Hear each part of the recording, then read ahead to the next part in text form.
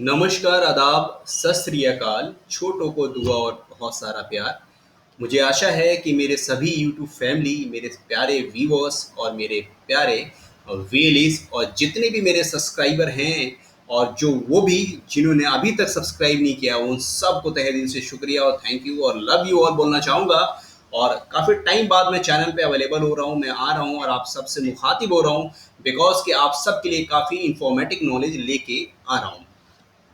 इस वीडियो में आप लोगों को बताऊंगा कि जो आधार यूसीएल में डेमोग्राफिक अपडेट में क्या क्या प्रॉब्लम फेस हो रही है। तो मैं आप लोगों को थोड़ा डिटेल में बताऊंगा। हो सकता है वीडियो थोड़ी छोटी हो या हो सकता है वीडियो थोड़ी लंबी हो।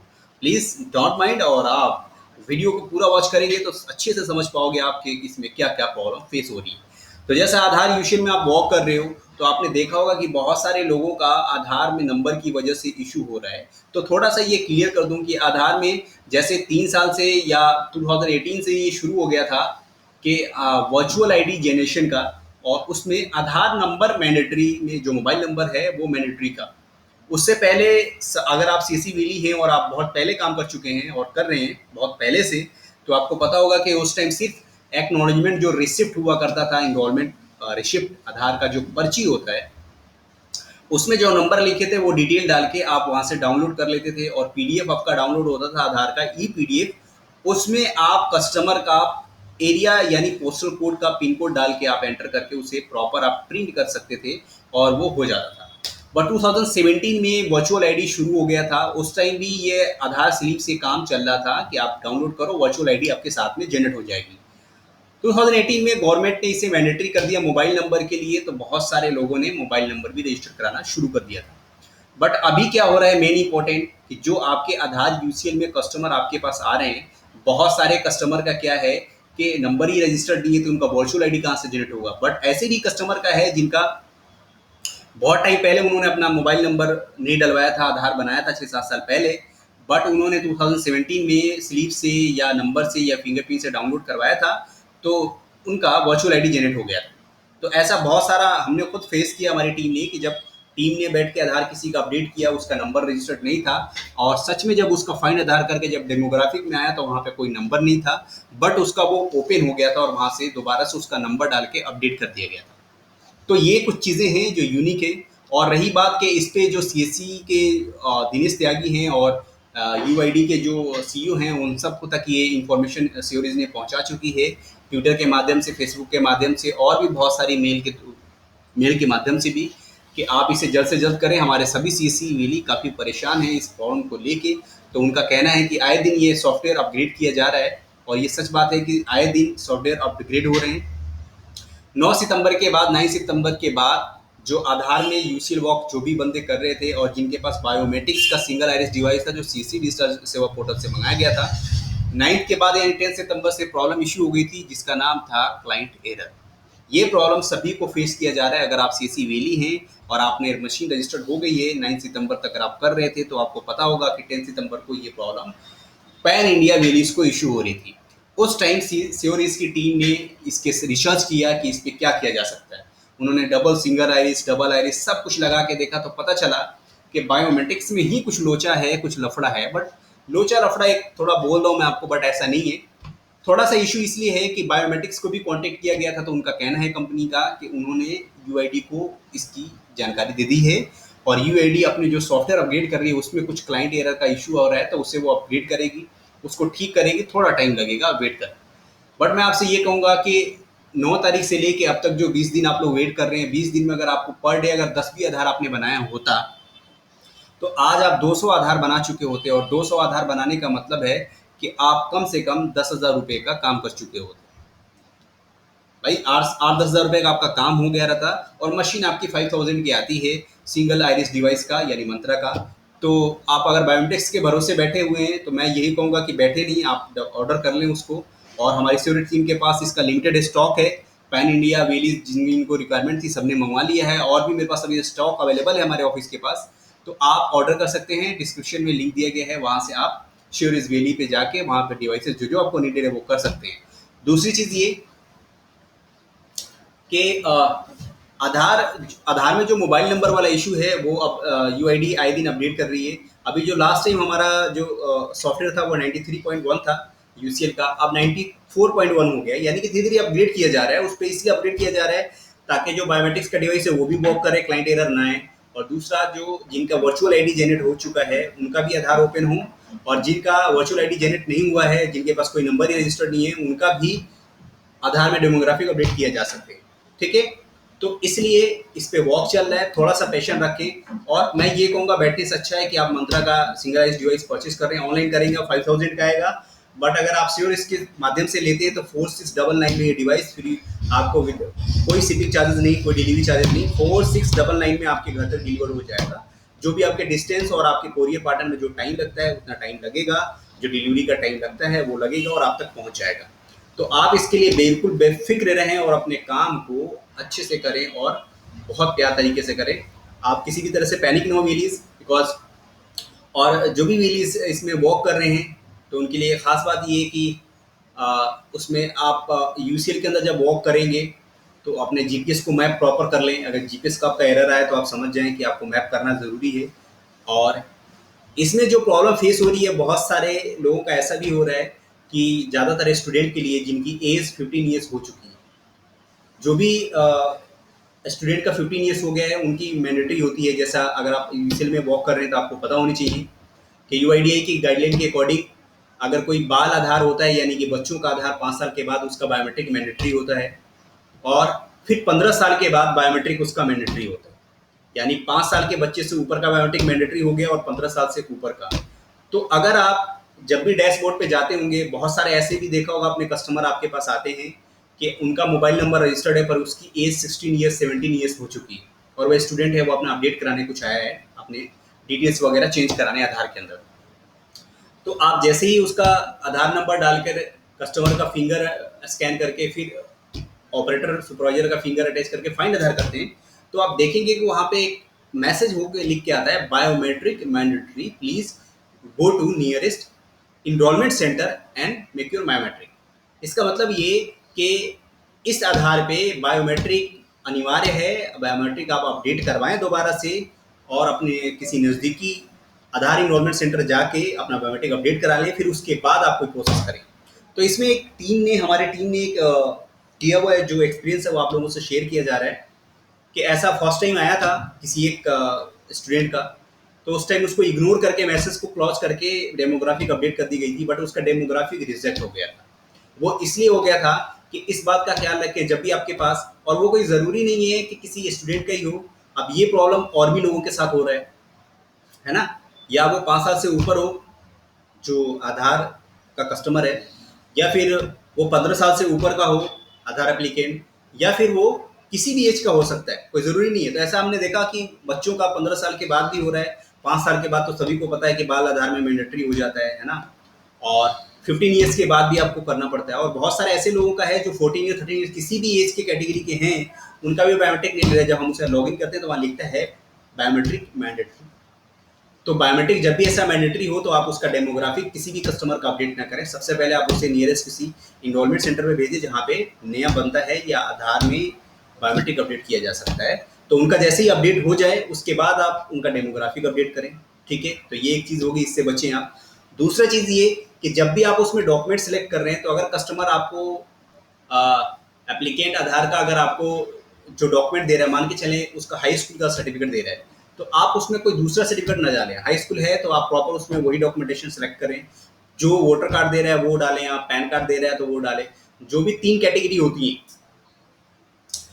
प्रूफ ऑफ आइडेंटिटी यानी कि उसका पहचान, तो दूसरा होता है proof of date of birth, और तीसरा प्रूफ ऑफ एड्रेस। तो ये 3 ही कॉलम है यूसीएल के अंदर, तो इसको बड़े ध्यान से आप समझें। और जब भी आप इसमें अपडेट करें तो हर एक डॉक्यूमेंट का जो भी कॉलम है, जो भी आप सेलेक्ट कर रहे हैं, वो जो डॉक्यूमेंट सही है वही डॉक्यूमेंट वहाँ सेलेक्ट करें और डॉक्यूमेंट को प्रॉपर स्कैन करें। ठीक है, उसके बाद आपका प्रिंट जो निकलता है उसको प्रॉपर आप साइन करें, ऑपरेटर कस्टमर का साइन कराएं, ऑपरेटर का साइन कराएं, और जो इनरोलमेंट फॉर्म है, अपडेशन फॉर्म है, उस अपडेशन फॉर्म में कस्टमर का साइन कराएं। और एक चीज़ बहुत ज़रूरी है कि जब आप अपडेट आधार अपडेट का जो करेक्शन का फॉर्म होता है उसमें आपने देखा होगा कि ऊपर डिटेल आप सारा भरें, तो उसमें बड़े ध्यान से भरें। अगर कस्टमर मैं आपको फॉर्म लेके थोड़ा बता देता हूँ, अगर कस्टमर वहाँ पे देखेंगे सबसे ऊपर तो रेजिडेंट और नॉन रेजिडेंट होता है। ठीक है,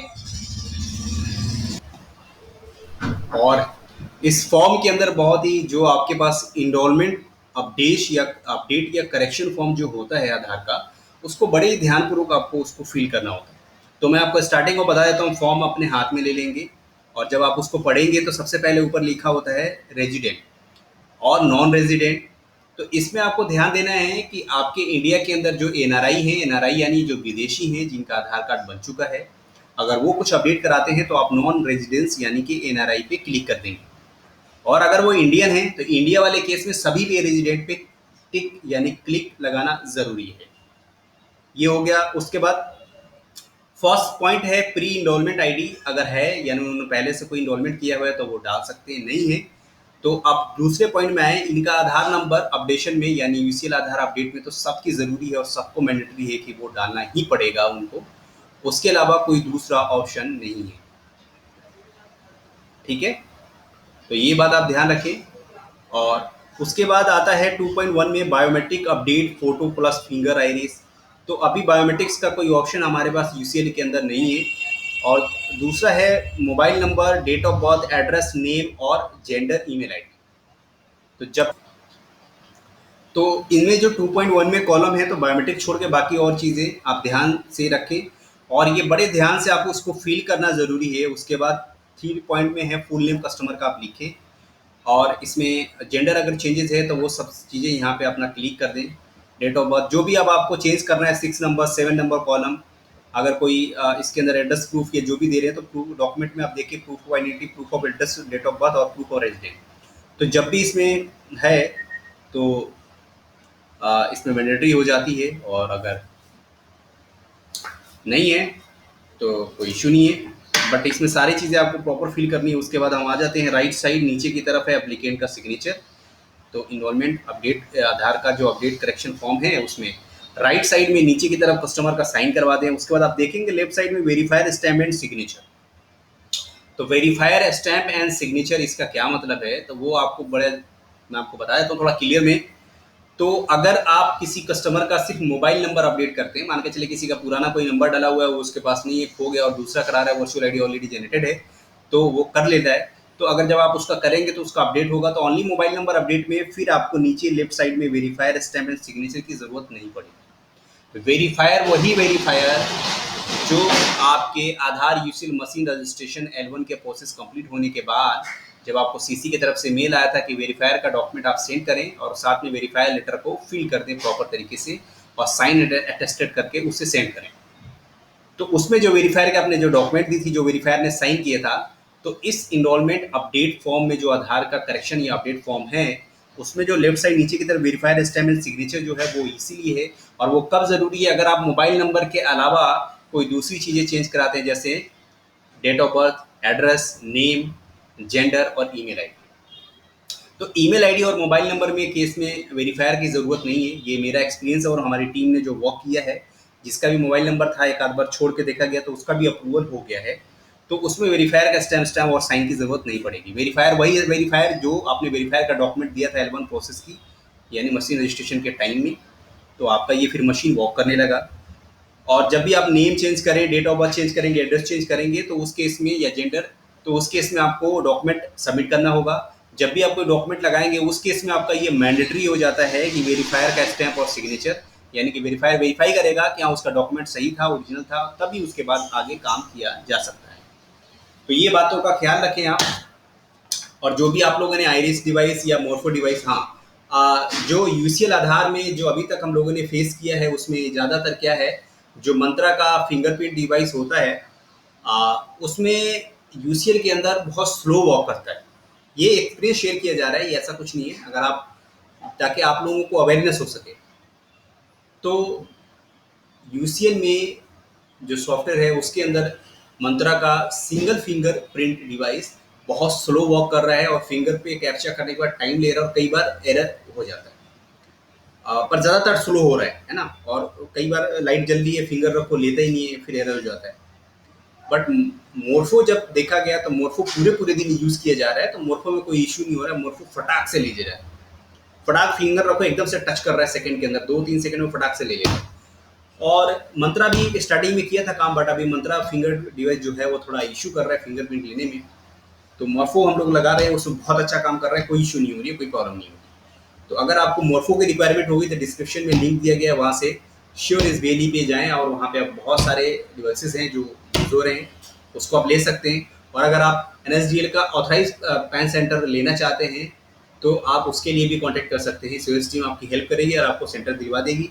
और अगर आप सेंटर नहीं लेना चाहते हैं, पैसा इन्वेस्ट नहीं करना चाहते हैं और आपके 2-4 pan card, 10 card pan card अगर आपके पास आते हैं तो आपको इतना बड़ा अमाउंट इन्वेस्ट करने की ज़रूरत नहीं है। तो आप सेवरेज को कांटेक्ट करके आपको एक हमारे सेवरेज टीम की तरफ से एक मिनी एजेंट बना दिया जाएगा और उसमें आप कस्टमर का सिर्फ आधार, बैक, फ्रंट और उसका पासपोर्ट साइज फोटो और उसका प्लेन पेपर पे साइन ये सेंड कर देंगे तो आपको एक्नॉलेजमेंट रिसिप्ट सेम डे आपको मिल जाएगा। ठीक है। तो आधार यूसीएल में जो डेमोग्राफिक अपडेट में जो वर्चुअल आईडी का इशू हो रहा है ज़्यादातर लोगों के साथ, वो जल्दी रिजॉल्व हो जाएगा क्योंकि 93 था सॉफ्टवेयर, अब 93.1 अब 94.1 हो गया है। तो आप देख रहे होंगे दिनेश त्यागी जी को भी बता दिया गया है और जो आधार के सीईओ हैं और आधार की जो टेक्निकल टीम है उन सबको बताया गया, वो सब इस पर वर्क कर रहे हैं। उन्होंने बोला है सर कुछ दिन में रिजॉल्व हो जाएगा। जो आधार सीएससी डिजिटल सेवा पोर्टल से यूसीएल के जो बायोमेट्रिक डिवाइस बनाई गई थी यानी सिंगल आइरिस डिवाइस, वो थोड़ी क्लाइंट एरर का इशू हो रहा है। तो आधार डिपार्टमेंट का कहना है कि थोड़े दिन वेट कर रहे हैं, सॉफ्टवेयर को अपडेट कर रहे हैं, हम रिजोल्यूशन कर रहे हैं उसका, वो भी सिस्टम में काम करने लगेगा। बट अगर आप वेट कर सकते हैं तो कर लें, अगर आप नहीं कर सकते हैं और आप चाहते हैं इतने सारा इन्वेस्टमेंट करके फिर बैठना पॉसिबल नहीं है तो 5000 का ये ऑनलाइन प्राइस में आ रहा है मंत्रा आइरिस डिवाइस। बट हमारे टीम के पास 4699 पे यानी 4700 का आ रहा है। Free shipping, free delivery all India जाएगा और आप इसे आपके एरिया में फटाफट आपके पास डिलीवर करा दिया जाएगा। जो भी आपके डिस्टेंस के हिसाब से, जो कोरियर पैटर्न के हिसाब से जो टाइम लगता है वो लगेगा और आप तक पहुंच जाएगा ये डिवाइस, तो आप इसे वॉक कर पाएंगे। और एनएसडीएल की जो फ्रेंचाइज थी उसके लिए भी मैंने आपको बता दिया है। और जो आधार में था, आधार में भी इशू मैंने आपको बता दिया। बहुत सारे जो एजेड हैं उनके लिए नंबर भी रजिस्टर्ड है, बट बायोमेट्रिक मैंडेटरी आ जाए तो आप उसे डेमोग्राफिक अपडेट ना करें, रुक जाएं, पहले उन्हें बायोमेट्रिक अपडेट करवा दें कहीं पे नियरेस्ट सेंटर भेज के, फिर उसके बाद हम उनका डेमोग्राफिक अपडेट करें। और साथ ही जो भी आधार में वॉक करेंगे यूसीएल में उसमें प्रॉपर डॉक्यूमेंटेशन करें, प्रॉपर फॉर्म भरें। और इस बात का ख्याल रखें जब आप स्कैन करें डॉक्यूमेंट को तो जो डॉक्यूमेंट कस्टमर का है, वो जो डॉक्यूमेंट मांगा जा रहा है, जो सिलेक्ट किया वो करें। और जब प्रिंट आधार का जो फॉर्म होता है, प्रिंट लेटर, वो भी सही से आप उसे स्कैन करें। फिर इनरोलमेंट फॉर्म या अपडेट फॉर्म जो कहें वो भी सही से आप उसे स्कैन करें, यानी जो डॉक्यूमेंट जहाँ मांगा जा रहा है स्कैन के लिए वही प्रॉपर स्कैन करें, इससे आपका डॉक्यूमेंटेशन प्रॉपर रहेगा और आपके रिजेक्शन के चांसेस कम रहेंगे, यानी रिजेक्शन नहीं होगा और आपका जल्दी से काम हो जाएगा। चलिए, तब तक ये वीडियो आपके लिए इन्फॉर्मेटिव रही होगी। काफ़ी टाइम बाद लेके आया था, बट आप लोगों के लिए चाहा कि मैं थोड़ा सा आप लोगों से शेयर कर दूँ। अपना और अपनों का ख्याल रखें, यूसीएल में से ही अच्छे वर्क करते रहें और नए नए बिजनेस आइडियाज़ आप लोग के पास आते रहेंगे। और भी बहुत सारी चीज़ें हैं जो टेक्निकल सपोर्ट के लिए सेवरेज टीम, बैकएंड टीम बैठी हुई है। अगर आपको यूसीएल और आधार में या बीसी बैंकिंग में किसी भी तरह का सीसी वेली है और किसी भी तरह का अगर प्रॉब्लम फेस कर रहे हैं, तो अगर आपका डीएम या कोई और नहीं सुन रहा है तो आप सेवरेज से कॉन्टैक्ट कर सकते हैं और सेवरेज आपको प्रॉपर हेल्प करेगी, प्रॉपर उसका रेजोल्यूशन निकालेगी। Bye, take care.